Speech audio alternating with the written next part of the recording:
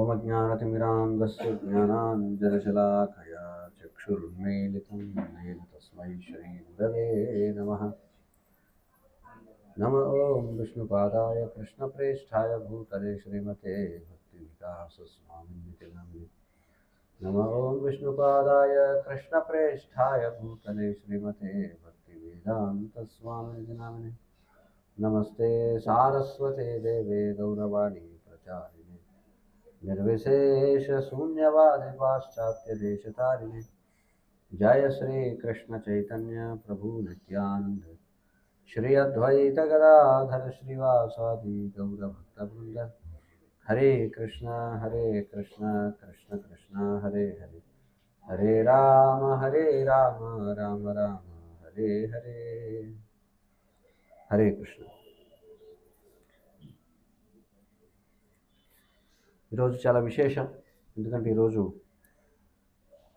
ద్వాదశి. నిన్న రోజున చాలామంది ఏకాదశి వ్రతాన్ని చేసి ఉంటారు. మరి ఈ రోజున ద్వాదశి. మరి శ్రీకృష్ణ భగవానుని కీర్తించడానికి ఇవన్నీ కూడా చాలా అనువైనటువంటి రోజులు అన్నమాట. అంటే ఈరోజు చాలామంది బయట జనవరి 1 గురించి ఏదో కార్యక్రమాలు చేసుకుంటూ ఉంటారు.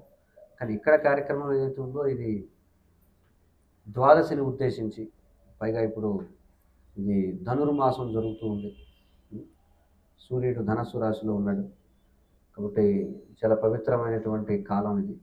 అందుచేత ఇది ముఖ్యంగా భగవంతుణ్ణి కీర్తించడం కోసం ఏర్పాటు చేసినటువంటి కార్యక్రమం. మరి ఇది భగవత్ ప్రీత్యర్థం జరగాల్సినటువంటి కార్యక్రమం కాబట్టి భగవత్ ప్రీత్యర్థం చేయబడేటువంటి ప్రతి కార్యాన్ని కూడా యజ్ఞము అని అంటారు. యజ్ఞము అంటే యజ్ఞో వై విష్ణు, అంటే విష్ణువు యొక్క సంతృప్తి కోసం చేయబడేదాన్ని యజ్ఞము అని అంటారు. మరి కలియుగంలో యజ్ఞం ఏమిటంటే సంకీర్తనం. హరేర్నామ హరేర్నామ హరేర్నామ ఇవ కేవలం కలవు నాస్తి ఏవ గతిరన్యః. కాబట్టి హరినామము తప్ప కలియుగంలో మరొక మార్గం లేదు అని శాస్త్రాలు చెప్తున్నాయి. ఇంకా ఏం చెప్పబడిందంటే యజ్ఞై సంకీర్తన ప్రాయ రజంతి సుమేధసః అని చెప్పన్నారు.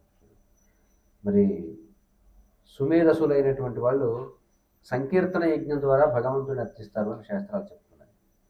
మరి సంకీర్తనము అంటే ఏమిటి? కీర్తనము అంటే భగవంతుడిని కీర్తించడం. కానీ సంకీర్తనము అంటే 2 అర్థాలు ఉన్నాయి. ఒకటి అందరూ కలిసి కీర్తించడం భగవంతుడిని, ఇంకొకటి శ్రవణంతో కూడినటువంటి కీర్తనము అని అర్థం. కాబట్టి మనం కీర్తనం చేసాం, అది ఒక రకమైనటువంటి కీర్తనం. ఇప్పుడు మనం చేయబోయేది మరొక రకమైనటువంటి కీర్తనం. ఏమిటంటే ఇది శ్రవణం అనేది కూడా ఒక కీర్తనమే. మనం ఇప్పుడు ఆ భగవంతుని గురించినటువంటి విశేషాలను కీర్తన అనేది 2 రకాలుగా చేయొచ్చు మనం. ఒకటి భగవంతుని యొక్క అదే నామాన్ని మళ్ళీ తిరిగి చెప్తూ ఉండడం, ఇప్పటివరకు మనం చేసింది. రెండవది భగవంతుని యొక్క నామరూప గుణలీలలు ఏవైతే ఉన్నాయో వాటి యొక్క విశేషాలను కీర్తించడం. మరి ఆ విధంగా ఒక చక్కటి కీర్తన మనం భాగవతం నుండి ఈరోజు ఈ సందర్భంగా మనం చర్చిద్దాం. అది మరి కుంతి మహారాణి చేసినటువంటి కీర్తన, కుంతి మహారాణి చేసినటువంటి ప్రార్థనలు. చాలా చక్కటి ప్రార్థనలు కుంతిదేవి చేసింది. అయితే కుంతిదేవి ఏ సందర్భంలో చేసింది ఇది అంటే, ఎప్పుడైతే శ్రీకృష్ణ భగవానుడు ఆయన ద్వారకా నగరానికి నిష్క్రమిస్తూ ఉన్నాడో, ఆ నిష్క్రమిస్తూ ఉన్నటువంటి సమయంలో ఉత్తరాదేవి అంటే ఎవరు? ఉత్తరాదేవి అభిమన్యుని యొక్క భార్య. ఆమె పరిగెత్తుకుంటూ వస్తూ ఉంటుందన్నమాట. ఆమె ఏమని అంటుందంటే చూద్దాం, ఉత్తరాదేవి ఏమని కీర్తించింది భగవంతుని. పాహి మహాయోగిన్ దేవదేవ జగత్పతే నాణ్యం త్వదభయం పశ్యే యత్ర మృత్యు పరస్పరం అని చెప్పి ఉత్తరాదేవి భగవంతుడిని అడుగుతుందనమాట. ఏమని అడుగుతుందంటే, ఓ దేవదేవ జగన్నాథ మహాయోగి, దయచేసి నాకు రక్షణమును కూర్చు. ద్వంద్వపూర్ణమైన ఈ జగమును నీవు తప్ప ఇతరులు ఎవరునూ నన్ను మృత్యువు నుండి రక్షించలేరు. ఉత్తరాదేవి ఆమె భగవంతుని అడుగుతూ ఉంది. ఏమిటంటే ఆమెకు గొప్ప ప్రమాదం పొంచి ఉందనమాట. ఏమిటా ప్రమాదం అంటే, ఆమె గర్భంలో ఉన్నటువంటి శిశువుని సంహరించడం కోసం ద్రోణుని యొక్క సుతుడైన అశ్వత్థామ ఆయన రెండోసారి బ్రహ్మాస్త్రాన్ని ప్రయోగించాడు.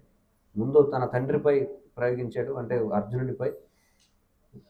రెండవ పర్యాయం ఇప్పుడు మళ్ళీ అర్జునుని యొక్క మనుమడు ఎవరైతే పాండవుల యొక్క చివరి వంశాంకురము అతనిపై మళ్ళీ బ్రహ్మాస్త్రాన్ని సంధించాడు. అందుచేత తనను రక్షించమని ఉత్తరాదేవి అడిగిందనమాట. మరి ఎప్పుడైతే ఆ విధంగా ఆమె ప్రార్థించిందో వెంటనే శ్రీకృష్ణ భగవానుడు ఆమె యొక్క గర్భంలో అప్పటికే ఉన్నాడు పరమాత్మగా. ఆయన వెంటనే తన చతుర్భుజ రూపాన్ని ధరించి ఆయన అంగుష్ట మాత్రం అంటే ఒక బొటనవేలు పరిమాణంలో ఆ శిశువు చుట్టూ తన చేతిలో గదను చేతపట్టి చుట్టూ ఒక వలయాకారాన్ని వలయంగా తిరుగుతూ ఆ బ్రహ్మాస్త్రాన్ని నిర్వీర్యం చేశాడు. ఎలా నిర్వీర్యం చేశాడట అంటే సూర్యుడు ఏ విధంగా అయితే ఒక మంచు బిందువుని ఆవిరి చేస్తాడో అలా ఆవిరి చేసేసాడట. ఎంత చక్కగా వివరించారు. సూర్యునికి ఒక మంచు బిందువుని ఆవిరి చేయడం కష్టమా? లేదు. అలాగే మనకి భగవంతుడికి బ్రహ్మాస్త్రాన్ని నిర్వీర్యం చేయడం కూడా అలాంటిది అనమాట. మరి ఆ విధంగా రక్షించిన తర్వాత అప్పుడు కుంతీదేవి ఇంకా ఆయన రక్షించి ఇక బయలుదేరబోతుంటే ద్వారకా నగరానికి అప్పుడు కుంతీదేవి ప్రార్థనలు చేస్తుంది. ఆ ప్రార్థనలు ఏమిటో మనం చూద్దాం. నమస్యే పురుషం త్వాక్యం ఈశ్వరం ప్రకృతే పరం అలక్ష్యం సర్వభూతానాం అంతర్బహిరవస్థితం. చూడండి కుంతీదేవి ఏముంటుందో. ఓ కృష్ణ, ఆది పురుషుడవు, భౌతిక జగత్తు గుణములకు పరమైన వాడవు అగు నీకు వందనములు అర్పిస్తున్నాను. సమస్తము యొక్క బాహ్యాంతరముల యందు నిలిచి ఉన్నను నీవు సర్వులకు అగోచరుడువై ఉన్నావు. మేము ప్రార్థన చేసింది మొదటి ప్రార్థన ఆది పురుషుడు అని చెప్పి.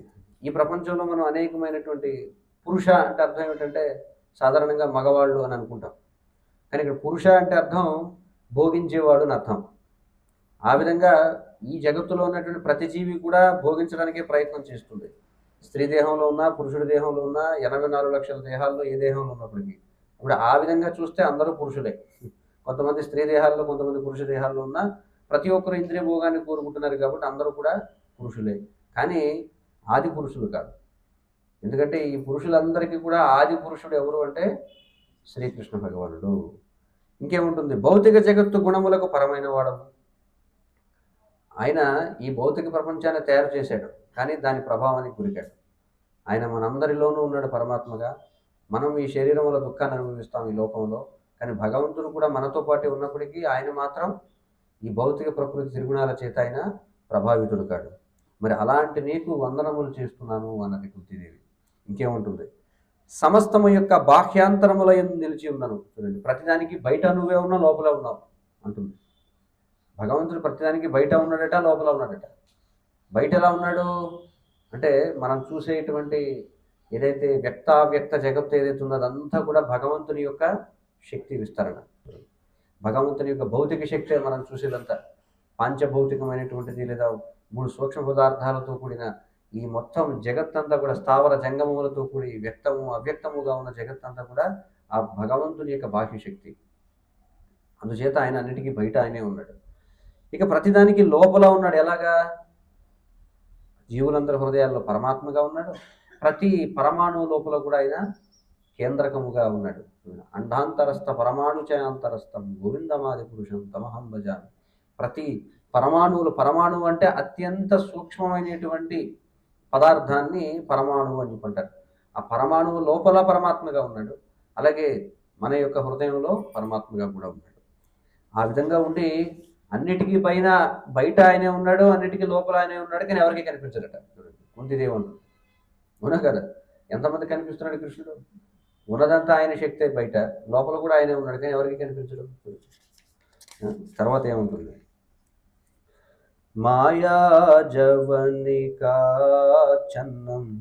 అజ్ఞాధోక్షజమవ్యయం నలక్ష్యసే మూఢదృశ నటో నాట్యధరో యథా. ఏముంటుంది, పరిమిత ఇంద్రియ జ్ఞానమునకు పరుడవైనందున నీవు యోగమాయా తెరచే కప్పబడి ఉండడి అవ్యయ తత్వమై ఉన్నావు. ఏముంటుంది, మన ఇంద్రియాలు ఉన్నాయి కదా, జ్ఞానేంద్రియాలు ఉన్నాయి. మనకి ఏమిటా జ్ఞానేంద్రియాలు? శబ్ద స్పర్శ రూప రసగంధాలు, పంచ తన్మాత్రలు అంటాం. ఇంద్రియాలు అంటే కళ్ళు, అలాగే ముక్కు, చెవులు, నాలుక, చర్మం ఏవైతే ఉన్నాయో వీటి ద్వారా మనం ఆయనని తెలుసుకోలేము. కళ్ళు ఉన్నాయి కానీ ఆయన చూడలేము, చెవులు ఉన్నాయి కానీ ఆయన చెప్పేది మనకు వినిపించదు. అంటే మనకున్నటువంటి ఇంద్రియాల ద్వారా ఆయన్ని మనం పట్టుకోలేము. ఈ ఇంద్రియాలకి ఆయన డిశ్చార్జ్ అవుతుంది.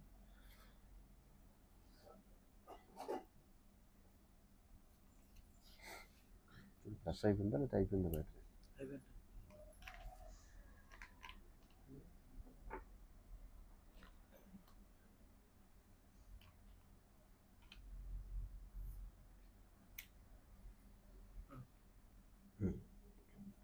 ఎంతసేపు 3 గంటలు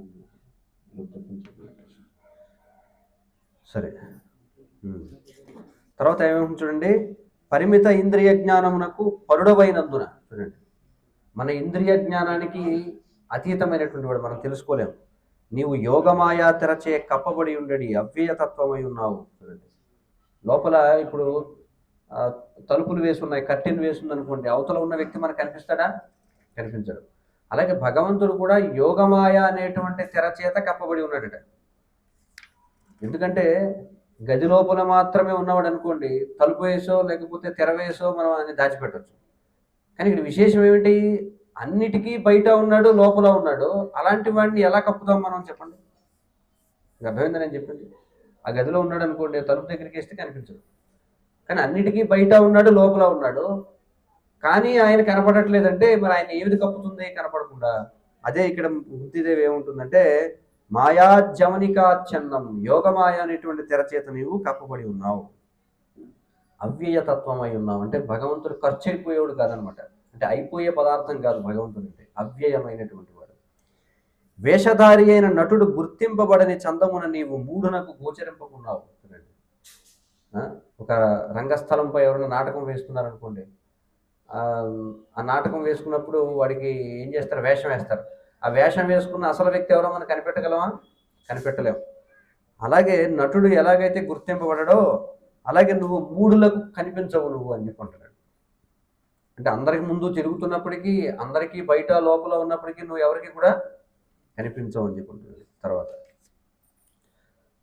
తథా పరమహంసానాం మునీనామలాత్మనాం భక్తి యోగ విధానార్థం కథం పశ్యేమహి స్త్రియ. చూడండి, తర్వాత ఏముంటుందామే, ఆత్మానాత్మ వివేచన ద్వారా పవిత్రాత్ములైన పరమహంసలకు, మునులకు దివ్యమైన భక్తియుత సేవను తెలియజేయుటకే నీవు అవతరిస్తావు. సరే, మరి నువ్వు ఎందుకు అవతరిస్తావు, అసలు భూమి మీదకి ఎందుకు వస్తున్నావు నువ్వు? ఆత్మ అనాత్మ వివేచన అంటే, ఆత్మ అంటే ఏమిటి, అనాత్మ అంటే ఏమిటి? అంటే జడ పదార్థము, ఆధ్యాత్మిక పదార్థం.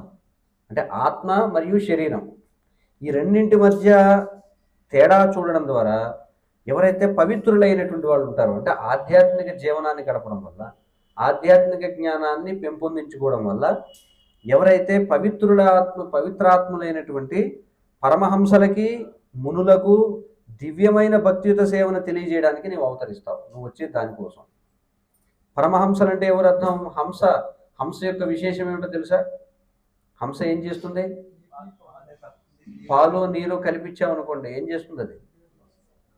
పాలని దాని నుంచి వేరు చేసి తీసుకుంటుంది అనమాట. చూడండి, అర్థమవుతుంది కదా. అంటే మరి గొప్ప గొప్ప సాధువుల్ని పరమహంసలను ఎందుకన్నారంటే, వాళ్ళు కూడా భౌతికము ఆధ్యాత్మికము అన్నీ కలిసిపోయి ఉంటాయి, కానీ వాళ్ళు కేవలం ఆధ్యాత్మికమాన్ని గ్రహిస్తారనమాట. ఈ భౌతిక ప్రపంచంలో తిరుగుతూనే కేవలం ఆధ్యాత్మికమైన వాటిని మాత్రమే వాళ్ళు సేకరిస్తారు. అందుకే వారిని పరమహంసలు అన్నారు. ఎందుకంటే హంస భౌతికమైన పదార్థాన్ని విడిచేస్తుంది, కానీ పరమహంసలు ఏం చేస్తారు? భౌతికమైన విషయాల్ని వాళ్ళు విడిచేయగలుగుతారు. అలాంటి పరమహంసలకి, మునులకు భక్తియుత సేవ ఎలా చేయాలో తెలియజేయడానికి నువ్వు అవతరిస్తావు. తర్వాత ఏముంటుంది చూడండి, అలాంటప్పుడు స్త్రీలమైన మేము నిన్ను ఎలా సంపూర్ణంగా తెలుసుకోగలగలం? గొప్ప గొప్ప వాళ్ళ కోసం నువ్వు వస్తున్నావయ్యా, మేము సాధారణమైనటువంటి స్త్రీలం, నిన్ను మేము ఎలా తెలుసుకోగలం చెప్పు అని అడుగుతుంది కుంతి మహారాణి. తర్వాత కృష్ణాయ వాసుదేవాయ, అందరూ కూడా చెప్పొచ్చు, చాలా సరళమైన ప్రార్థన ఇది. ప్రార్థన అందరూ చెప్పండి, కృష్ణాయ వాసుదేవాయ. చెప్పండి అందరూ.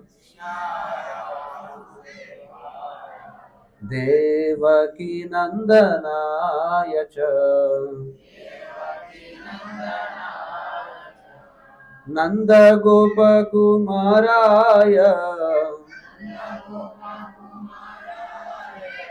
గోవిందాయ నమో నమః.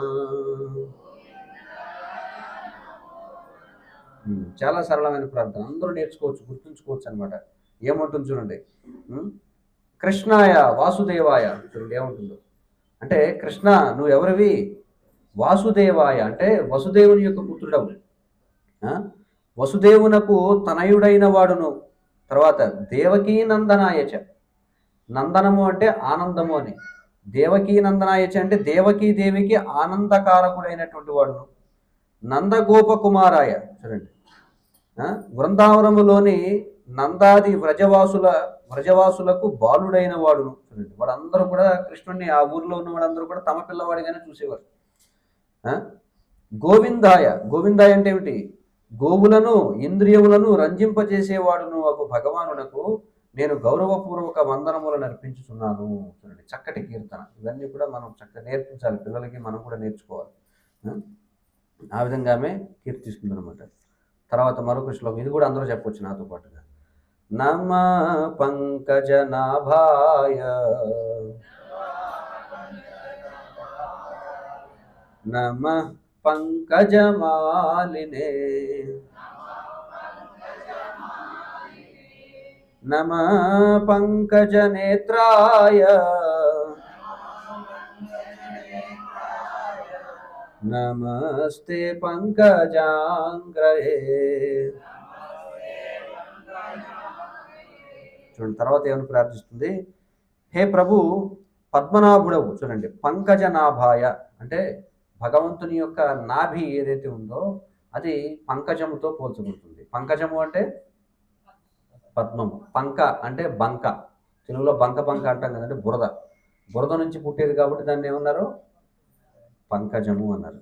కాబట్టి పంకజము అంటే నాభి కలిగిన వాడు, అంటే భగవంతుని యొక్క నాభి, విష్ణువు నారాయణుడు అంటే కృష్ణుడు లేదా ఆయన యొక్క అన్ని అవతారాలు వారి యొక్క నాభి ఎలా ఉంటుందంటే పద్మములాగా ఉంటుందట.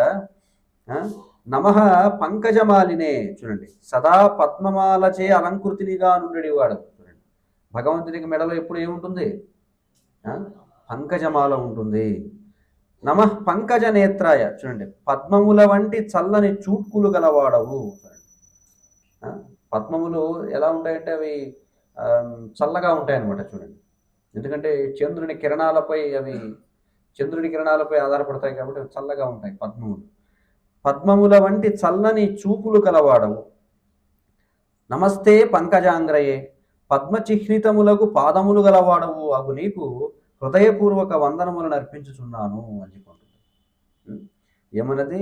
పంకజనాభుడవు, ఎల్లప్పుడూ పద్మమాలచే అలంకృతినిగా నుండివాడవు, పద్మముల వంటి చల్లని చూపులు గలవాడవు, పద్మచిహ్నితములకు పాదములు గలవాడవు అగు నీకు హృదయపూర్వక వందనములను అర్పించుచున్నాను అని చెప్పుకుంటుంది. అంటే విశేషం ఏమిటంటే చూడండి కుంతీదేవి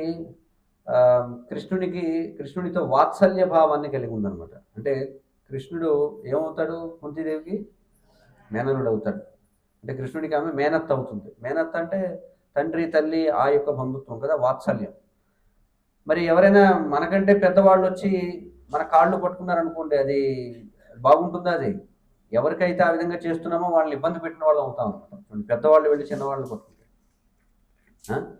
అందుకే కుంతీదేవి ఏం చేసిందంటే ఒకవేళ ముందుగానే పంకజాంగ్రయే అంటే కృష్ణాని యొక్క పాదములు ఆ పంకజముల వలె ఉన్నాయి అంటే కృష్ణుడు బాధపడతాడు అనుకుందనమాట. ఎందుకంటే నేను అతనికంటే వయసులో పెద్దదాన్ని కదా.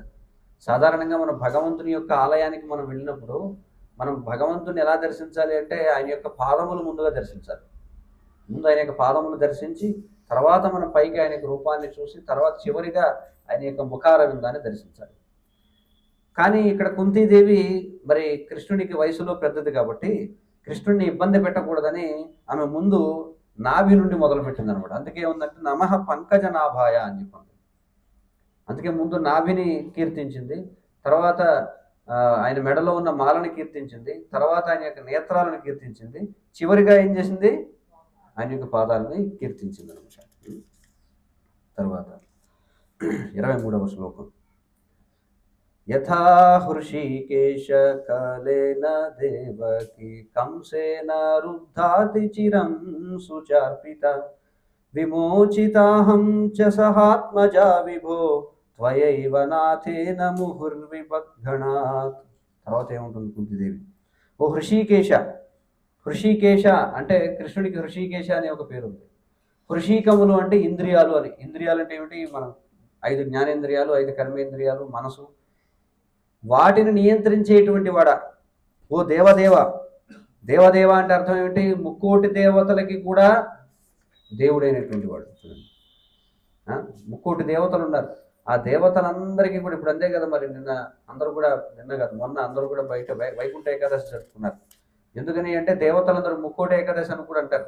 ఎందుకంటే ముక్కోటి దేవతలు కూడా, ఎందుకంటే ఆ వైకుంఠం తలుపు తీస్తారనమాట. చూడండి, వైకుంఠం తలుపు తెరుచుకోవడంతో ముందుగా మొదటి దర్శనం చేసుకుంటానికి వెళతారు దేవతలందరూ, ముక్కోటి దేవతలందరూ. మరి దేవతలందరూ కూడా ఎవరిపై ఆధారపడి ఉన్నారు, విష్ణువుపై ఆధారపడి ఉన్నారు. అందుకే ఇక్కడ దేవదేవ అని చెప్పింది. అంతేగాని దేవతలు భగవంతుడు ఇప్పుడు సమానం అని అనుకోకూడదు. వినాయకుడు రాముడు ఒకటే, లేకపోతే శివుడు వినాయకుడు ఒకటే. శివుడు వినాయకుడు కూడా ఒకటి కాదు, తండ్రి కొడుకు ఒకటే అవుతారా? ఇప్పుడు ఎవరు, ఎవరికి వాళ్ళు భిన్నమైనటువంటి వాళ్ళు. కాబట్టి దేవతలు వేరు, భగవంతుడు వేరు.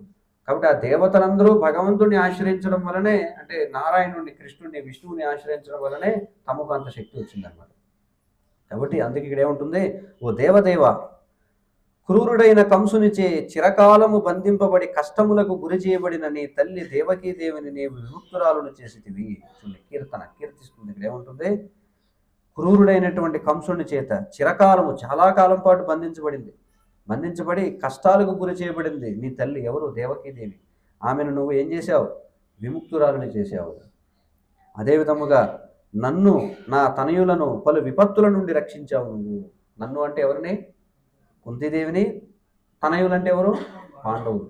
నన్ను, అలాగే నా యొక్క పిల్లల్ని కూడా నువ్వు విపత్తుల నుండి రక్షించావు. అంటే నువ్వు పక్షపాతం లేనివాడు అయ్యా. నువ్వు అంటే నన్ను ఎందుకు రక్షించావు? నీ తల్లిని రక్షించావంటే అర్థం ఉంది, కానీ నువ్వు నన్ను కూడా రక్షించావు. ఇంకా చెప్పాలంటే నీ తల్లితో, అంటే చూడండి, దేవకీదేవితో ఎక్కువగా మనకి వసుదేవ బలరాములు, ఎవరైతే కృష్ణ బలరాములు ఉన్నారో వాళ్ళు ఎక్కువగా ఉన్నది లేదు. పుట్టిన వెంటనే వాళ్ళు ఎక్కడికి బదిలీ చేయబడ్డారు?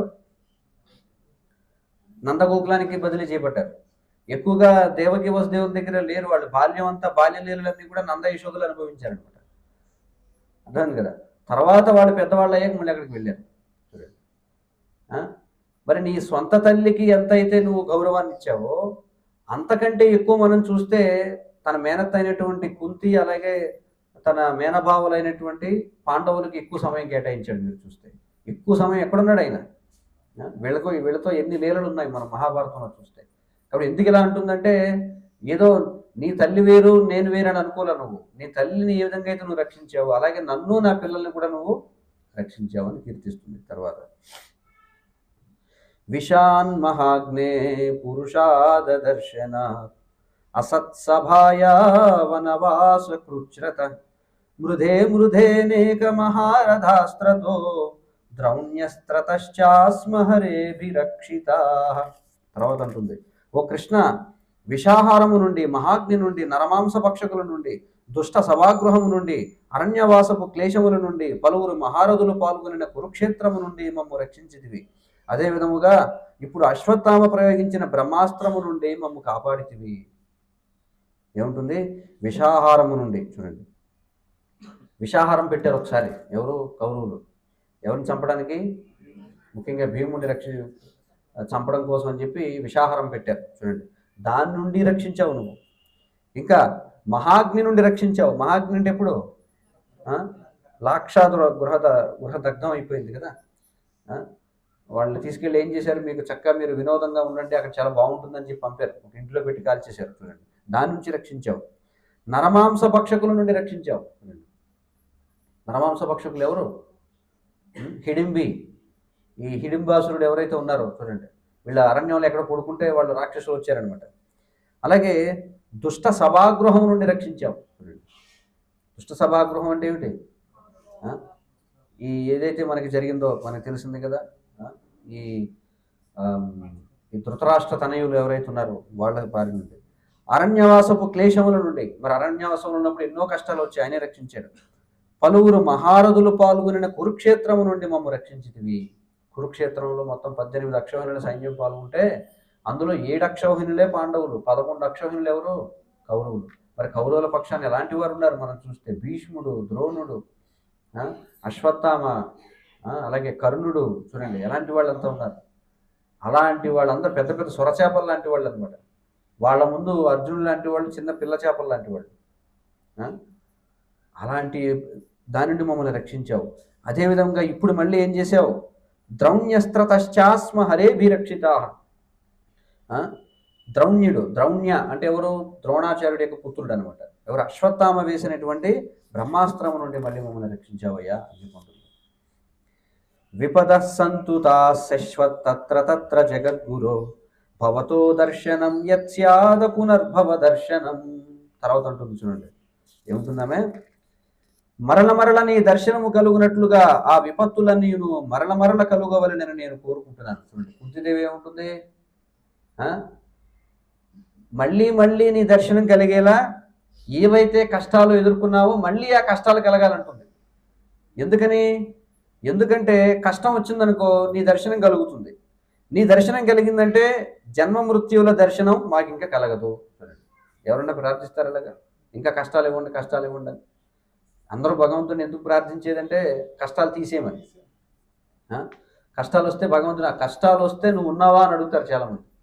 కష్టాలు వచ్చినాయి అనుకోండి, ఒక దేవుడి దగ్గరికి వెళ్తారు, ఎవరో ఒక దేవత దగ్గరికి వెళ్ళి వాళ్ళు ఎవరో చెప్తారు మీ పూజ చేస్తే ఇది అయిపోతుందని. ఆ పూజ చేస్తారు, వాళ్ళు అనుకున్నది అవ్వదు, మార్చేస్తారు వేరే దేవత.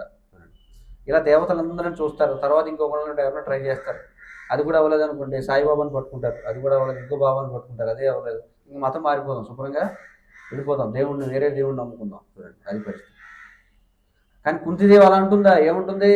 మాకు ఇప్పటి వరకు ఏవైతే కష్టాలు వచ్చాయో అవే మళ్ళీ తిరిగి రానివ్వు, నేను అదే కోరుకుంటున్నాను. ఎందుకంటే నీ దర్శనం మళ్ళీ మళ్ళీ కలుగుతుంది కాబట్టి. మరి నీ దర్శనం కలిగిందంటే అపునర్భవ దర్శనం, మళ్ళీ జన్మ మృత్యువుల దర్శనం మాకు కలగదే కదా అని చెప్పుకుంటుంది. తర్వాత జన్మైశ్వర్య శ్రుతశ్రీభిరేధమాన మదః పుమాన్ నైవార్హత్య విధాతుం వై త్వామకించన గోచరం. చూడండి, హే ప్రభు, అకించనులైన వారిచే నీవు సులభముగా పొందబడతావు. చూడండి, అకించనులు అంటే ఎవరు? కించన అంటే కించిత్ అంటాం. కించిత్ అంటే కించిత్ అనే సంస్కృత పదమే కొంచెం అనే తెలుగు పదంగా మారింది. అర్థమవుతుంది కదా? కించిత్ అంటారు సంస్కృతం. కించిత్ అంటే కొద్దిగా, అంటే భౌతికమైనది కొద్దిగా కూడా ఏమీ లేని వాళ్ళకే నువ్వు సులభంగా దొరుకుతావు అని చెప్పుకుంటు. అలా కాకుండా ఎవరైతే ఉన్నత జన్మ అంటే బాగా పెద్ద కుటుంబంలో పుట్టిన వాళ్ళు, ఐశ్వర్యం, విద్య, దేహ సౌందర్యములను వాటిని పెంచుకోవాలని ప్రయత్నించే ఎవరైతే భౌతిక పురోగతి మార్గంలో ఉన్నవాడు ఎవరైతే ఉన్నాడో వాడు మనఃపూర్వకంగా నీ దరి చేరలేడు అని చెప్పుకుంటున్నాడు.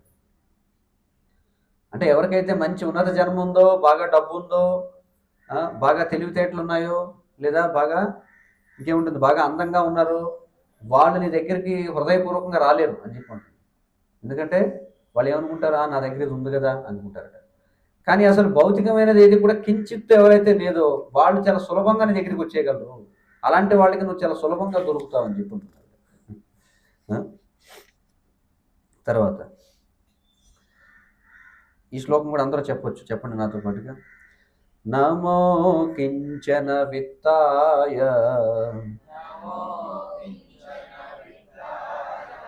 నమో కించన విత్తాయ నివృత్త గుణవృత్తయే నివృత్త గుణవృత్తయే ఆత్మారామాయ శాంతాయ ఆత్మారామాయ శాంతాయ కైవల్యపతాయే నమః. కైవల్యపతయే నమః. చూడండి ఏముంటుందో. నమో అకించన విత్తాయ అంటే అకించనులైన వారికి పరమధనమైనటువంటి నీకు వందనములు నర్పిస్తున్నాను. ఇందాక చెప్పుకున్నాం అకించనులు అంటే ఎవరు? భౌతికమైనది కించిత్తు కూడా లేనివారు. అలాంటి వారికి ఏకైక పరమధనం ఎవరట? భగవంతుడే. అంటే ఏ దిక్కు లేని వాడికి ఆ భగవంతుడే దిక్కు అంటారు కదా, అది ఇక్కడ చెప్తున్నారు. కాబట్టి ఏ దిక్కు లేని వారికి అంటే ఏ నాథుడు లేని వాడికి నువ్వే నాథుడివి. కాబట్టి భౌతికమైనది ఏది లేని వాడికి నువ్వే పరమ సంపదవి. అలాంటి నీకు నా నమస్సులు అర్పిస్తున్నాను. ఇంకేముంటుంది? ప్రకృతి గుణవృత్తులకు నీవు పరమైన వాడవు. అంటే త్రిగుణాలు ఉన్నాయి కదా, సత్వరజస్తమో గుణాలు, వాటికి నువ్వు పరమైన వాడివి. ఆత్మారాముడవు నువ్వు. ఆత్మారాముడైన కారణమున నీవు శాంతుడవు. ఆత్మారాముడు అంటే అర్థం ఏమిటంటే ఆయన ఆనందంగా ఉండడానికి పరమైన వస్తువు ఏది కూడా అవసరం లేదనమాట. మనం ఉన్నాం అనుకోండి, మనం భోజనం చేస్తేనే మనం ఆరోగ్యంగా ఉండగలం, లేదా స్నానం చేస్తేనే మనం ఆరోగ్యంగా ఉండగలం. అంటే మనం ఏదో ఒకటి చేస్తేనే మనం ఆనందంగా ఉండగలం. కానీ భగవంతుడికి ఏది కూడా చేయాల్సిన అవసరం లేదు. ఆయన ఎల్లప్పుడూ కూడా ఆత్మారాముడు అనమాట. ఎల్లప్పుడూ కూడా ఆయన ఆనందంగా ఉంటాడు, ఆయన ఆనందంగా పెరుగుతూ ఉంటుంది. అందుకని ఆయన శాంతుడవు అని చెప్పుకుంటున్నాను. నువ్వు ఆత్మారాముడు, నీకు అసలు అవసరమే ఉంది, నీకు దేనితోనూ పని లేదు, నీ అందే నువ్వు ఎప్పుడు కూడా రమిస్తూ ఉంటావు, అందుకే నువ్వు శాంతముగా ఉంటావు. కానీ మనం ప్రశాంతంగా ఉండగలమా? ఉండలేము. ఎప్పుడు ఆందోళన. ఎందుకంటే మనం ఆనందంగా ఉండాలంటే ఏదో ఒకటి చేయాలి. అలాగే కాసేపు ఎక్కువసేపు కూర్చున్నాం అనుకోండి, మళ్ళీ దుఃఖం వస్తుంది, మళ్ళీ కాసేపు నిలబడాలి లేచి. చూడండి, అంతే కదా. ఏ అవస్థలోనూ కూడా ఎవరు కూడా శాశ్వతమైన శాంతిని పొందలేరు. కానీ భగవంతుడు ఆత్మారాముడు కాబట్టి నీవు శాంతుడవు.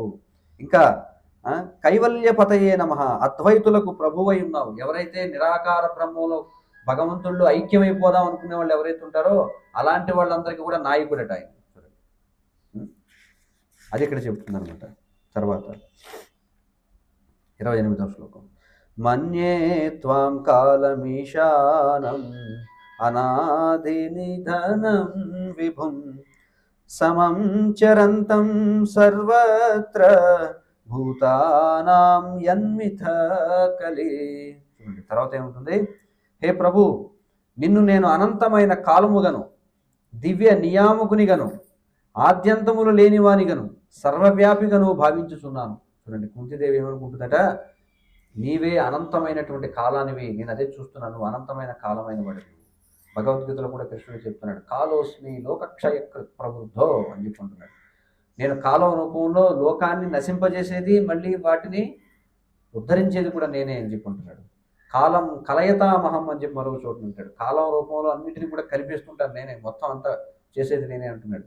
కాబట్టి కుంతిదేవి ఇక్కడ ఏముంటుంది, నేను అనంతమైన కాలముగా నేను చూస్తున్నాను, అలాగే దివ్య నియామకునిగా చూస్తున్నాను. నీవే ప్రతిదాన్ని నియంత్రించేవాడివి, ఆద్యంతములు లేనివాడివి, నీకు ఆది లేదు అంతము లేదు. అందుకే ఆయనని భగవంతుడు అన్నారు. భగవంతుడు అంటేనే అందరికీ ఆది అయినవాడు, కానీ ఆయనకి ఆది లేనివాడు, అలాగని ఆయనకి అంతము కూడా లేదు. సర్వవ్యాపిగాను ప్రతి చోటన కూడా విస్తరించి ఉన్నవాడు ఎవరు? కుంతి మహారాణి చెప్తుంది కదా, ప్రతిదానికి బయట లోపల విస్తరించి ఉన్నది ఎవరు? కృష్ణ, నువ్వే ఉన్నావు. నీ కరుణను పంచుడలో నీవు నిష్పక్షపాతుడవై ఉన్నావు. మరి నీ కరుణ చూపించడంలో పక్షపాతం చూపించవు. ఏ యథామాం ప్రపద్యంతే తాంస్తదైవ భజామ్యహం మమ వర్త్మాను వర్తంతే మనుష్యా పార్థ సర్వశః అని చెప్పుకుంటున్నాడు. ఎవరు నన్ను ఏ విధంగా ప్రతిస్పందిస్తే, ఏ విధంగా నన్ను ఆశ్రయిస్తే వారికి ఆ విధంగా ప్రతిస్పందిస్తాను అంటున్నాడు. అలాగే మాత్రమే సమూహం సర్వభూతేషు నమే ద్వేషోస్తి న ప్రియ. ఆయన్ని ఆశ్రయించినా ఆశ్రయించకపోయినా, ఆయన అంటూ ఒకడు ఉన్నాడని తెలియకపోయినా అందరినీ పోషించేది ఎవరు? ఆయన. సరే, మనకంటే పోనీ కృష్ణుడు భగవంతుడని తెలుసు, ఆయనకి ఏదో మనం జపం చేస్తున్నాం కాబట్టి మనకు రోజు ప్రసాదం దొరుకుతుంది, సేవ దొరుకుతుందని మనం అనుకోవచ్చు. మరి ఎంతోమంది నాస్తికులు ఉన్నారు, వాళ్ళ సంగతి ఏమిటి? వాళ్ళకి ఆహారం దొరుకుతుందా లేదా? ఎవరు ఇస్తున్నారు వాళ్ళకి? భగవంతుడే. సరే, మనుషుల సంగతి వదిలేసేయండి, కాకులు దోమలు అన్నిటికీ ప్రతి జీవికి కూడా ఆహారం దొరుకుతుందా లేదా? దొరుకుతుంది. ఎవరు ఇస్తున్నారు? వాటిని పోషించేది ఎవరు? భగవంతుడే. అందుకే నీవు నిష్పక్షపాతుడవై ఉన్నావు. జీవుల నడుమ ఈ వైషమ్యాలు వారి పరస్పర సాంగత్యము చేతనే కలుగుతున్నాయి. నీకైతే పక్షపాతం లేదు, కానీ పక్షపాతం ఎవరి మధ్య ఉందంటే తేడాలు చూసే వాళ్ళకే, అంటే మనుషుల్లో జీవుల మధ్య పక్షపాతం ఉంది, కానీ నీకైతే ఏ జీవి పట్ల పక్షపాతం లేదు అని చెప్పి అంటుంది. నవేద కశ్చిత్ భగవంశ్చికీర్షితం తవేహమానస్య నృణాం విడంబనం నయస్య కశ్చిత్ దయితోస్తి కర్హిచిత్ ద్వేష్యశ్చ యస్మిన్ విషమామతి నృణాం. ఏముంటుంది చూడండి. హే ప్రభు, సామాన్య మానవుని కర్మల వలె గోచరించుచు భ్రమను కలిగించు నీ దివ్యలీలను ఎవ్వరనూ అవగతము చేసుకున్న జాలరు. చూడండి, కృష్ణుడు చేసిన లీలలన్నీ ఎలా ఉన్నాయట? సామాన్య మానవుని కర్మల వలె ఉన్నాయట. అన్నీ అలా ఉండవు, కొన్ని అలా ఉంటాయి కదా. ఒకవేళ అంటే ఒక లీల ఒకవేళ సామాన్య మానవుడిగా ఉంది అనుకుంటే తదుపరి మళ్ళీ ఆయన ఎవరు ఊహించలేనటువంటి కార్యాలు చేస్తుంటాడు. సామాన్య మానవులు లీలంటే ఉదాహరణకి చిన్నప్పుడు ఆయన నందమహారాజు, ఒరే నాన్న వెళ్ళి చెప్పులు పట్టరా అంటే వెంటనే వెళ్ళి ఏం చేసేవాడు? అవి ఏవైతే పాదుకులు ఉంటాయో నెత్తి మీద పట్టుకుని తీసుకొచ్చేవాడు. అది మానవుని లీలలాగా అనిపించవచ్చు. కానీ అదే వయసులో ఆయన పోతన సంహరించాడు, ఇంకా చిన్న వయసులో. లేకపోతే తృణావర్తుడిని సంహరించాడు, అగాసురుడిని సంహరించాడు. అవన్నీ మానవ లీలలా? చెప్పండి, లేదు. భ్రమను కలిగించే విధంగా ఉంటాయట. చూడండి, అందుకే ఎవరు అర్థం చేసుకోలేరట కృష్ణుడిని. ప్రత్యేక అనుగ్రహ పాత్రుడు కానీ లేదా ద్వేషింపదగిన వాడు కానీ నీకు ఎవడూ లేడు. నువ్వు ప్రత్యేకంగా నమే ద్వేషోస్తి నా ప్రియ, నువ్వు ఎవరి పట్ల ద్వేషించాల్సింది లేదు, నీకు ఎవరిని ప్రేమించాల్సింది లేదు. కేవలము జనులే నిన్ను పక్షపాతిగా భావిస్తారు. అలా ఉన్నా కూడా జనం ఏమనుకుంటారట? అదిగో భగవంతుడు పక్షపాతి అని అంటారట. జన్మ కర్మ చ విశ్వాత్మన్ అజస్యాకర్తురాత్మనః తిర్యన్ ఋషిషు యాదస్సు తదత్యంత విడంబనం. ఇంకేముంటుంది? ఓ విశ్వాత్మ, ఈ విశ్వానికే ఆత్మ అయినటువంటి వాడు. చూడండి, ఈ బ్రహ్మాండానికి ఆత్మ ఎవరు? ఎవరు ఈ బ్రహ్మాండానికి ఆత్మ? గర్భోదక సాయి విష్ణువు. ఈ భౌతిక ప్రపంచానికి ఆత్మ ఎవరు? మహావిష్ణువు. ప్రతి జీవికి ఆత్మ ఎవరు? క్షీరోదక సాయి విష్ణువు, పరమాత్మ. కాబట్టి ఓ విశ్వాత్మ, నీవు అకర్తుడవైనను అంటే నువ్వు అసలు ఏ పని చేయకపోయినా కర్మ చేయడం, చూడండి, నీవు అకర్తుడవైనను కర్మను నరించడం, పరమాత్ముడవు అజుడవైనను జన్మనుందుట అయినవి విడంబన మాత్రములై ఉన్నవి. చూడండి, నువ్వేం చేస్తావు? నువ్వు ఏ పని చేయవు, కానీ అన్ని పనులు నువ్వే చేస్తావు. మనకి భాగవతంలో చక్కటి ఉదాహరణ చెప్పారు. ఏమంటారంట, ఒక జీవిని పుట్టించాలనుకుంటే భగవంతుడు ఏం చేస్తాడు? ఆయన చేయడు, ఒక తండ్రిని వాడుకుంటాడు. ఒక జీవిని పోషించాలి అనుకున్నప్పుడు ఏం చేస్తాడు? ఒక యజమానిని, ఒక రాజుని వాడుకుంటాడు. ఒక జీవిని నాశనం చేయాలనుకున్నప్పుడు ఏం చేస్తాడు? ఒక సర్పాన్నో లేకపోతే ఇంకొక ఏదో ఒక విషాన్న దేన్నో వాడుకుంటాడు. అన్నీ ఆయనే చేయిస్తున్నాడు, కానీ ఆయన మాత్రం ఏమీ చేయనట్టుగా ఉంటాడు. అలాగే పరమాత్ముడవు నువ్వు, అంటే అందరికీ పరమాత్ముడిగా ఉన్నావు. అజుడు అంటే జన్మలేనటువంటి వాడివి. జన్మనుందుట ఎనున్నవి విడంబన మాత్రంలో ఉన్నవి. ఇప్పుడు నువ్వేమీ చేయట్లేదు, కానీ నీ లీలలు చూస్తే నువ్వు అనేక రకాల పనులు చేస్తున్నావు కదా. వెన్న దొంగతనం చేసేవాడు, కుండలు బదలు కొట్టేవాడు, రాక్షసుల్ని అసురుల్ని చంపాడు, దౌత్యం వహించాడు, పాండవ దూత అని చెప్పి పేరుంది. అలాగే పార్థసారథి అర్జునుడికి రథసారథ్యం వహించాడు. అలాగే మాయావి అని పేరుంది. చూడండి, అనేక రకాల ఈ పేర్లను ఎందుకు వచ్చాయి? పనులు చేస్తున్నాడే కాబట్టి కదా. ఇన్ని పనులు చేస్తున్నావు, నువ్వు జన్మలేని వాడివి కానీ జన్మించావు. చూడండి, ఇవన్నీ విడంబన మాత్రమే ఉన్నాయి. అంటే విడంబనం అంటే ఏమిటి అర్థం? ఇవన్నీ కూడా అయోమయానికి గురి చేసేలా ఉన్నాయి. జంతువులు, నరులు, ఋషులు, జలచర రూపములలో నీవు స్వయముగా అవతరించుదు. చూడండి, నువ్వు జంతువుల యందు అవతరిస్తున్నావు. జంతువుల యందు అవతరించాడా లేదా? అవతరించాడు. వరాహ రూపం అవతరించాడు, నృసింహ రూపం అవతరించాడు, హయగ్రీవ రూపం అవతరించాడు. ఇవన్నీ కూడా వచ్చాయి. నరులలో అవతరించాడా లేదా? నరులలో అవతరించాడు. త్రివిక్రముడు వామనుడిగా అవతరించాడు, రామునిగా, కృష్ణునిగా, కల్కిగా, బుద్ధునిగా అవతరించాడు. ఋషుల యందు అవతరించావు, కపిలుడిగా అవతరించాడు, పరశురాముడిగా అవతరించాడు. చూడండి, జలచర రూపములలో అవతరించావు, మకరముగా, మత్స్యముగా అవతరించావు. ఇది నిక్కముగా సంభ్రమపూర్ణమై ఉన్నది. చూడండి, నువ్వు ఏ పని చేయనివాడు అని పేరుంది, నీకు అసలు జన్మే లేదని పేరుంది, కానీ అన్ని రకాల పనులు చేస్తున్నావు, అన్ని రకాల శరీరాలు తీసుకుంటున్నావు. ఇది చాలా చాలా భ్రమ కలిగించేదిగా ఉంది అని చెప్పి అంటుంది. తర్వాత చూడండి, గోప్యాదదే త్వయి కృత గసిదామతావత్ యాతే దశాశ్రుకలిలాంజన సంభ్రమాక్షం వక్త్రం నినీయ భయభావనయా స్థితస్య సామా విమోహయతి భీరపి యద్భిభేతి. ఈ ఒక్క శ్లోకం మొత్తం దామోదర మాసం అంతా చెప్పుకోవచ్చు అన్నమాట. తర్వాత కుంతిదేవి ఏముంటుంది చూడండి, ఓ కృష్ణ, నీవు ఒక తప్పు చేసినప్పుడు నిన్ను బంధించడానికి యశోద ఒక త్రాటిని గైకొనెను. ఏం తప్పు చేశాడు కృష్ణుడు? ఆమె చిలుకుతున్నటువంటి పెరుగు కుండను బగలగొట్టాడు. అందుకని ఏం చేసింది? ఆమె బంధించడం కోసం ఒక తాటిని చేతి పట్టుకుంది. అంతటా భయభీతములైన నీ కన్నుల నుండి నీరు కారి కంటి కాటుక చెదిరిపోయినది. చూడండి, అందరిని భయానికే భయము గొలిపేటువంటివి నీవు. కానీ ఎప్పుడైతే యశోదా చేతిలో ఉన్నటువంటి తాడు కర్రను చూసావో నీ కళ్ళ నుండి నీరు కారి దానికి ఉన్నటువంటి అంజనం అంటే కాటుకంతో కూడా కరిగిపోయింది. ఆ విధముగా భయమునికే భయము కలిగించి నీవు భీతుడవైతివి. భయానికే భయం అట కృష్ణుడు అంటే, అలాంటి నువ్వు భయపడ్డావయ్యా. ఆ దృశ్యము నన్ను మోహమునకు గురి చేయుచున్నది. నాకు ఆ లీల గుర్తొచ్చినప్పుడల్లా నాకు అయోమయం కలుగుతుంది. అసలు నువ్వు ఏమిటి నువ్వు అనేది అని చెప్పంటుంది కుంతిదేవి. కేచిదాహురజం జాతం పుణ్యశ్లోకస్య కీర్తయే యదో ప్రియస్యాన్వయావే మలయస్యేవ చందనం. ఇంకేముంటుందండి, పుణ్యాత్ములైన రాజుల యశస్సును ఇనుమడింపజేయుటకే అజుడవైన నీవు జన్మనొందితివని కొందరు పలుకగా అసలు నువ్వు ఎందుకు అవతరించావు నాకైతే అర్థం కావట్లేదు. కానీ కొంతమంది ఏమంటున్నారు నీ గురించి చెప్తుంది. ఏముంటుంది? కొంతమంది ఏమంటున్నారట, పుణ్యాత్ములైన రాజుల యశస్సును ఇనుమడింపజేయడానికి పుట్టావని అంటున్నారట. అంటే ఎవరు? యదువంశాన్ని కీర్తింపజేయడానికి పుట్టావని కొంతమంది అంటున్నారు.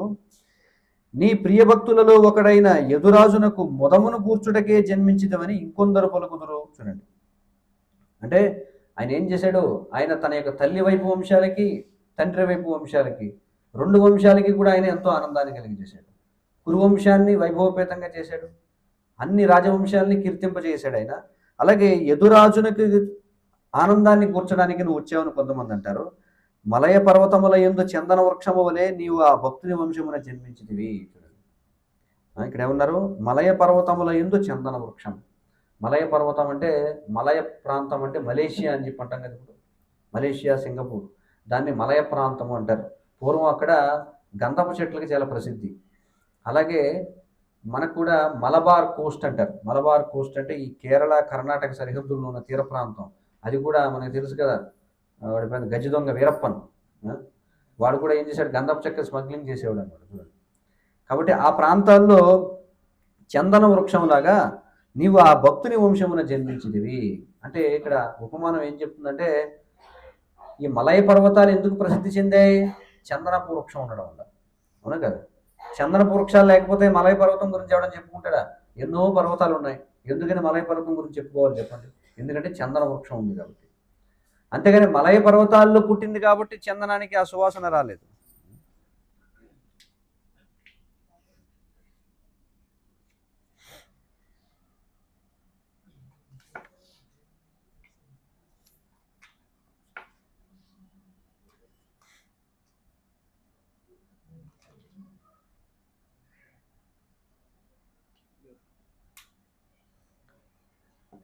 హరే కృష్ణ. కాబట్టి చందనం వల్ల మలయ ప్రాంతానికి పేరు వచ్చిందా, లేదా మలయ ప్రాంతాల వల్ల చందనపు చెక్కకి సువాసన వచ్చిందా? ఏమంటారు? చందనం వల్లనే మలయ ప్రాంతానికి ఆ వైభవం వచ్చింది. కాబట్టి ఇక్కడ ఏముంటుందంటే, వాళ్ళందరికీ ఎందుకు కీర్తి వచ్చిందంటే నువ్వు జన్మించావు కాబట్టి ఆ వంశంలో. తర్వాత అపరే వసుదేవస్య దేవక్యాం యాచితోభ్యగాత్ అజస్త్వమస్య క్షేమాయ వధాయ చ సురద్విషాం. ఏముంటుంది? దేవకీ వసుదేవులు నిన్ను ప్రార్థించినందున నీవు వారి పుత్రునిగా జన్మించావని కొందరంటారు. కొంతమంది ఏమంటున్నారట? ఇందాకేమన్నారు? కొన్ని రాజవంశాలని యొక్క కీర్తిని పెంచడానికి వచ్చామని కొంతమంది అన్నారు. యదురాజునికి ఆనందాన్ని ఇవ్వడం కోసం వచ్చామని కొంతమంది అన్నారు. ఇప్పుడు ఇంకొంతమంది ఏమంటున్నారు? దేవకీ వసుదేవులు ప్రార్థించారు కదా, ఎందుకంటే దేవకీ వసుదేవులు పూర్వం వాళ్ళు తీవ్రమైన తపస్సులు చేశారు. ఏమని? భగవంతుని తమ పుత్రునిగా పొందాలని. ఆయన ఏమన్నాడంటే చూడండి, ఎవరైనా ఒక వరం అడుగమన్నప్పుడు మనం అడిగామనుకోండి, ఆయన మనం కేజీ అడిగితే ఆయన 3 కేజీలు ఇస్తారన్నమాట. అది ఆయన యొక్క దాతృత్వం అనమాట. అంటే భగవంతుడి దగ్గరికి మనం చిన్న గాజు ముక్క కోసం వెళితే ఆయన వజ్రాన్ని ఇస్తాడు. అలాగే దేవకీ వసుదేవులు భగవంతుని తమ పుత్రునిగా పొందాలనుకుంటే ఒకటే 3 జన్మల్లో జన్మిస్తారన్నాడు. ప్రహ్లాదుడు కూడా అదే అన్నాడు. ఏమిటి? భగవాన్, నా తండ్రిని కొంచెం క్షమించంటే, నీ తండ్రి ఏమిటయ్యా, 14 తరాలు అటు ఇటు కూడా తీసుకోపోవాలి. అలా ఉంటుంది భగవంతుని యొక్క వైభవం అంటే. కాబట్టి దేవకి వసుదేవులు ప్రార్థిస్తే ఆయన 3 జన్మల్లో పుట్టాడు. ఎలాగా?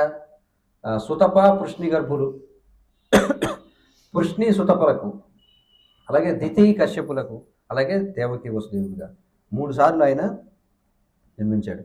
నీవు నిస్సందేహముగా జన్మరహితుడివే అయినను భక్తులైన వారి క్షేమం కోసం సురద్వేషులైన వారిని సంహరించుటకు జన్మించుదు.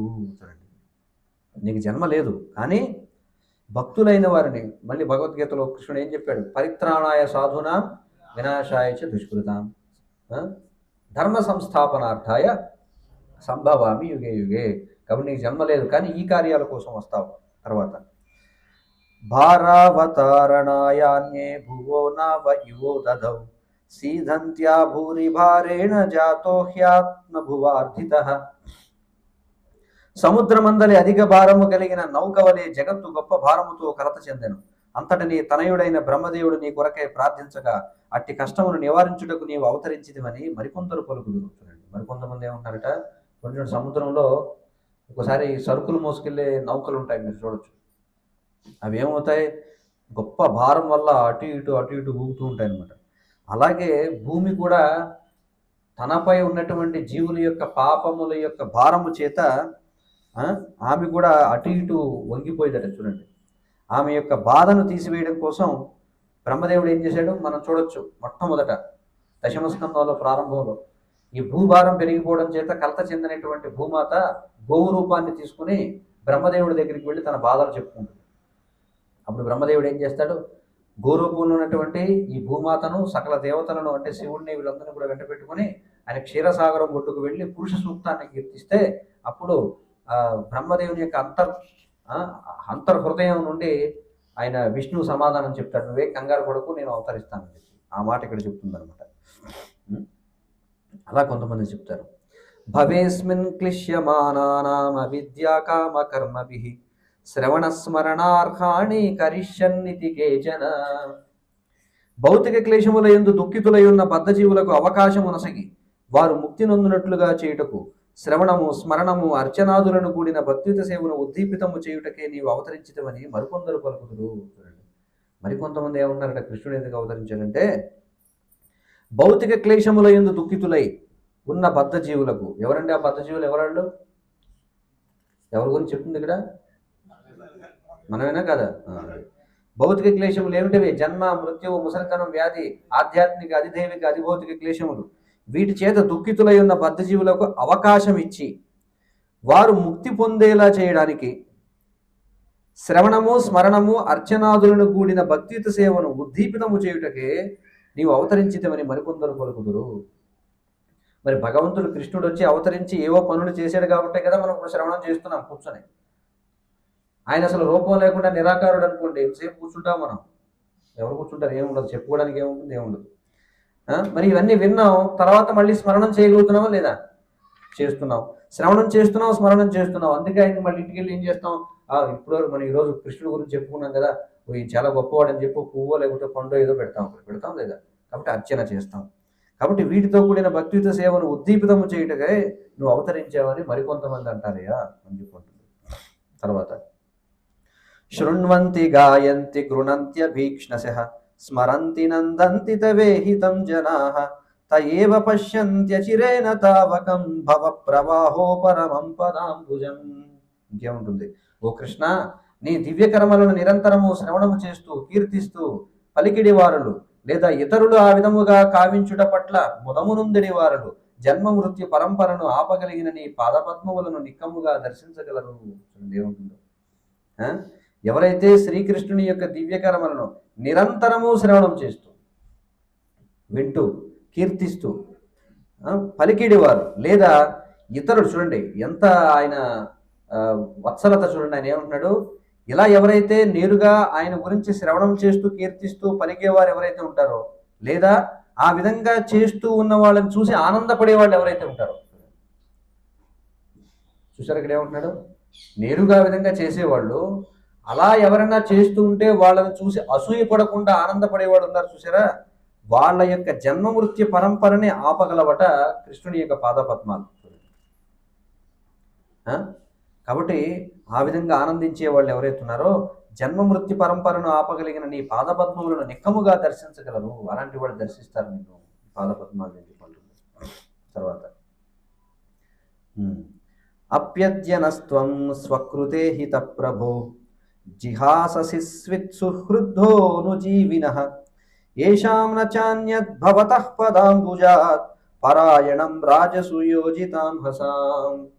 హే ప్రభు, సర్వకర్మలను స్వయముగా నీవే వనరించి ఉన్నావు, అన్ని పనులు నువ్వే చేసావు. అయితే అన్యాశ్రయము లేకుండా నీ కరుణపైననే మేము సంపూర్ణముగా ఆధారపడినప్పటికీ రాజులందరూ మా ఎడ శత్రుత్వము కలిగి ఉన్న ఈ సమయమున మమ్మ విడిచివేయుచుంటివా ఏమి? ఏమయ్యా విడిపోతున్నావా నువ్వు ద్వారకా నగరానికి? ఏమంటుందామే? ఇప్పుడు వరకు ఏదైతే జరిగాయో, అర్జునుడు అంతమందిని చంపేశాడు, పాండవులు ఎంతమందిని చంపేశాడు, భీముడు వాళ్ళని చంపేశాడు, ఇవన్నీ ఏవైతే చెప్పుకున్నారో అవన్నీ మా పిల్లలు చేయలేదు, అంత ఉత్తుది అబద్ధం, అన్నీ చేసింది ఎవరు? నువ్వే చేసావు. మరి అలాంటప్పుడు మీకు ఇంకా వేరే ఆశ్రయమే లేదు. ఆశ్రయం లేకుండా నీ కరుణ మీదే మేము సంపూర్ణంగా ఆధారపడి ఉన్నాం. అయినా సరే రాజులందరూ మా పట్ల శత్రుత్వం వహించారు. చూడండి ఇక్కడ ఏముంటుంది, పాయింట్ ఏముంటుందంటే, అందరికీ తెలుసు చేసిందంతా నువ్వే అని, కానీ అందరూ మేమంటే బడిస్తున్నారు. కుంతిదేవి ఉంటుంది, మా దగ్గర ఏమీ లేదని తెలుసు, అయినా మేమన్నీ నెట్టుకొచ్చామంటే ఎవరి వల్ల నెట్టుకొచ్చాం? నీ వల్లే అని తెలుసు, అయినా ఎందుకయ్యా మా పట్ల శత్రుత్వం వహిస్తున్నారు? ఇలాంటి సమయంలో నువ్వు వదిలేసి వెళ్ళిపోతావా అని అడుగుతున్నారు. చూడండి తర్వాత కేవయం నామ రూపాభ్యాం యదుభిః సహ పాండవాః భవతో దర్శనం యర్హి హృషీకాణామివేషితుః. ఆత్మ వైదొలిగిన వెంటనే దేహము యొక్క నామ యశస్సులు నశించే రీతి నీ కృపాదృష్టి సోకనిచో పాండవులు యాదవుల యశస్సు మరియు కర్మలన్నీయును శీఘ్రమే అంతముందగలవు. చూడండి, అంతే కదా, ఆత్మ లేకపోతే శరీరానికి విలువ ఉందా? లేదు. అలాగే ఒకవేళ నువ్వు వెళ్ళిపోయావు అనుకో, అప్పుడు అటు యదువంశము అలాగే ఇటు పాండవులు ఇద్దరి యొక్క యశస్సు పోయినట్టే అని చెప్పుకుంటారు. అసలు మా గురించి చరిత్రలో నమోదైందంటే ఎందుకు? నీతో సంబంధం ఉంది కాబట్టి, అంతేనా కదా? అది ఇక్కడ విషయం. చూడండి, నేయం శోభిష్యతే తత్ర యథేదానీం గదాధర త్వత్పదైరంకితా భాతి స్వలక్షణ విలక్షితై. ఓ గదాధర అంటే ఓ శ్రీకృష్ణ, నీ చరణముద్రలను దాల్చి ఉన్నందున నేడు మా రాజ్యము దివ్యముగా శోభించుచున్నది, కానీ నీవు వెడలినంతనే అది అట్లు శోభిల్లజాలదు. ఇప్పటి వరకు నువ్వు ఉన్నావు కాబట్టి, నీ పాదముద్రలు ఉన్నాయి కాబట్టి మా రాజ్యం అంతా ఇలా ఉంది, నువ్వు వెళ్ళిపోతే ఇంకేమీ ఉండదు.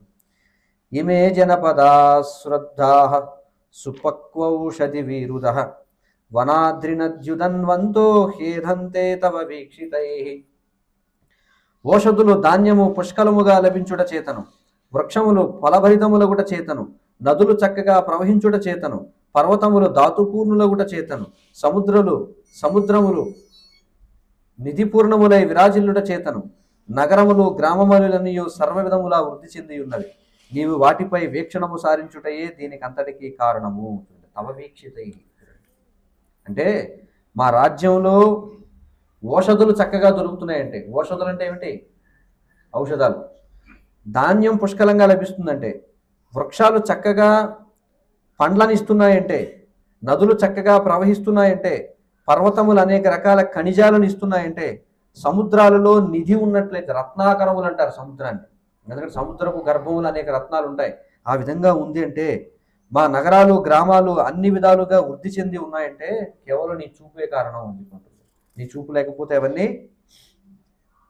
అన్నీ కూడా వాడిపోతాయి. అత విశ్వేశ విశ్వాత్మన్ విశ్వమూర్తే స్వకేశుమే స్నేహపాశమిమం చింది దృఢం పాండుషు వృష్ణిషు. ఏముంటుంది చూడండి, ఓ విశ్వేశ విశ్వాత్మ విశ్వమూర్తి కనుక దయచేసి నా స్వజనులైన పాండవుల ఎడ మరియు వృష్ణి వంశస్థుల ఎడ నాకు గల ప్రేమ పాశమును ఛేదించి వేయము అని అడుగుతున్నాడు. అర్థమైంది కదా, నా వారిని రక్షించావు. ఇప్పుడు ఇవన్నీ అంటే ఎంతవరకు ఆమె అనుకుంటుందన్నమాట, ఇప్పుడు వరకు నేను ఎలా నా వాళ్ళని రక్షించాడు, నా దేశం లేకపోతే ఎలా రక్షించాడు అని చెప్పి కీర్తిస్తున్నాను కదా, సరే మొత్తానికి నాకు ఇంకా వాటి పట్ల ఆసక్తి ఉందన్నది అనమాట. కాబట్టి అందుకే కృష్ణ ఏం చేయాలి, నువ్వు పాండవుల పట్ల అలాగే వృష్ణి వంశస్థుల పట్ల, అంటే నా భర్త కుటుంబం పట్ల అలాగే నా తండ్రి వైపు కుటుంబం పట్ల, ఇద్దరి పట్ల కూడా ప్రేమ పాశాన్ని ఛేదించి వేయని చెప్పి అడుగుతుంది. చూడండి, త్వయిమేక త్వయిమేనన్య విషయ మతిర్మధుపతే సకృత్ రతిముద్వహతా దగ్ధా గంగేవౌగముధన్వతి. ఇంకేముంటుంది? ఓ మధుపతి, ఎలాంటి ఆటంకము లేకుండా గంగానది నిరంతరము సముద్రము వైపుకు ప్రవహించు రీతి ఇతరుల వైపునకు మరలక నిరంతరము నీయందే నాకు ఆకర్షణము కలుగుగాక. కాబట్టి ఏముంది? నాకు వాళ్ళిద్దరి పట్ల, రెండు వంశాల పట్ల ఆసక్తి తెంచేయి. ఎందుకంటే నా ఆకర్షణ ఇప్పుడు ఎక్కడుంది? సహజంగా స్త్రీని కాబట్టి నాకు ఈ రెండు కుటుంబాల పట్ల ఆసక్తి ఉంది. వాటిని తెంచి నా ఏకైక ఆకర్షణ ఎవరి మీద ఉండాలి? నీ వైపే ఉండాలి. ఎలాగా? గంగా నది ఎలాంటి అవరోధం లేకుండా సముద్రంలో కలిసినట్టుగా అని చెప్పుకుంటుంది. శ్రీకృష్ణ కృష్ణ సఖ వృష్ణ శభావ నిధృక్ రాజన్య వంశదహనానపవర్గ వీర్య గోవింద గోద్విజ సురార్తి హరావతార యోగేశ్వరాఖిల గురో భగవన్ నమస్తే. ఏమంటుందో? ఓ కృష్ణ, అర్జున సఖ, వృష్ణి వృషభ, భూమిపై కలతకు కారణమైన రాజవంశములను నీవు నశింపజేసితివి. నీ శక్తి నశింపు లేనట్టిది. నీవు దివ్యధామమునకు అధిపతివి. గోవులు, బ్రాహ్మణులు, భక్తుల ఆర్తులను హరించుటకే నీవు అవతరిస్తావు. యోగీశ్వరుడవైన నీవే సమస్త విశ్వమునకు దివ్యగురుడవు. దేవదేవుడైన నీకు నేను గౌరవపూర్వక వందనములను అర్పిస్తున్నాను. ఏమంటుంది చూడండి? కృష్ణ అర్జున సఖ, చూడండి, అర్జునుని యొక్క స్నేహితుడా. కృష్ణుడికి కృష్ణ అనే కంటే తన భక్తులతో సంబంధంగా పిలిస్తే ఇంకా ఆనందిస్తాడనమాట. అలాగే వృష్ణి వృషభ, వృష్ణి వంశంలో ఒక వృషభం లాంటి వాడు నువ్వు. భూమిపై కలతకు కారణమైన రాజవంశములను నశింపజేశావు. ఏం చేశావు? కురుక్షేత్ర రణరంగం ఏర్పాటు చేశావు, అందరినీ నశింపజేశావు. నీ శక్తి నశింపు లేనట్టుది. వాళ్ళంతా నశించిపోయారు, కానీ నీ శక్తి నశించిందా? నశించలేదు. నీవు దివ్యధామమునకు అధిపతివి. ఆయన గోలోకాధిపతి, వైకుంఠాధిపతి. ఆయన గో బ్రాహ్మణులు, భక్తులు, ఆర్తులను హరించుటకే నీవు అవతరిస్తావు. అందుకే కృష్ణుని ఏమని కీర్తిస్తాం మనం? నమో బ్రాహ్మణ్య దేవాయ గోబ్రాహ్మణ హితాయ జగద్హితాయ కృష్ణాయ గోవిందాయ నమో నమః అని చెప్పుకుంటాం. గోవులు, బ్రాహ్మణులు, భక్తుల ఆర్తులను హరించడానికే నువ్వు అవతరిస్తావు. యోగీశ్వరుడవైన నీవే. చూడండి, యోగులందరూ ఎవరిపై ధ్యానం చేస్తుంటారో ఆ కృష్ణుడిపై ధ్యానం చేస్తుంటారు. అందుకే నువ్వు యోగీశ్వరుడవి. నీవే సమస్త విశ్వానికి దివ్యగురుడవు. కృష్ణం వందే జగద్గురుం అని చెప్పన్నారు. దేవదేవుడమైన నీకు నేను గౌరవపూర్వక వందనములను అర్పిస్తున్నాను అని కుంతీదేవి చక్కటి ప్రార్థనలు చేసిందనమాట. హరే కృష్ణ కృష్ణ కృష్ణ హరే హరే, హరే రామ రామ రామ హరే హరే, హరే కృష్ణ కృష్ణ కృష్ణ హరే హరే, హరే రామ రామ రామ హరే హరే, హరే కృష్ణ కృష్ణ కృష్ణ హరే హరే, హరే రామ రామ రామ హరే హరే. హరే కృష్ణ. హరినామ సంకీర్తనకి జయ. మరి ఇలాంటి అద్భుతమైనటువంటి విషయాలు ఉన్నటువంటి గ్రంథాలు ఉన్నాయి మన దగ్గర. భాగవతం, అలాగే భగవద్గీత, అలాగే దేవాది దేవుడు శ్రీకృష్ణ భగవానుడు. ఈ విధంగా ప్రతి ఒక్కరూ కూడా మీ ఇంట్లో ప్రతిరోజు కూడా భగవంతుని లీలలో చర్చించవచ్చు. చక్కగా భగవంతుని నామాన్ని మీరు అందరూ విడిగా జపం చేయొచ్చు, లేదా అందరూ కలిసి సంకీర్తనగా చేయొచ్చు. ఆ విధంగా ప్రతి ఇల్లు కూడా మరి ఆ శ్రీకృష్ణుని యొక్క మందిరంగా మనం మార్చుకోవచ్చు. మన హృదయాన్ని మందిరంగా మార్చుకోవచ్చు, అలాగే మన గృహాన్ని మార్చుకోవచ్చు, మనం ఉన్నటువంటి ప్రాంతాన్ని, సమస్త భూమండలాన్నే మనం భగవంతుని యొక్క ధామంగా మార్చుకోవచ్చు. హరే కృష్ణ. ఎవరికైనా ఏమైనా ప్రశ్నలు, సూచనలు ఏమైనా ఉంటే అడగండి.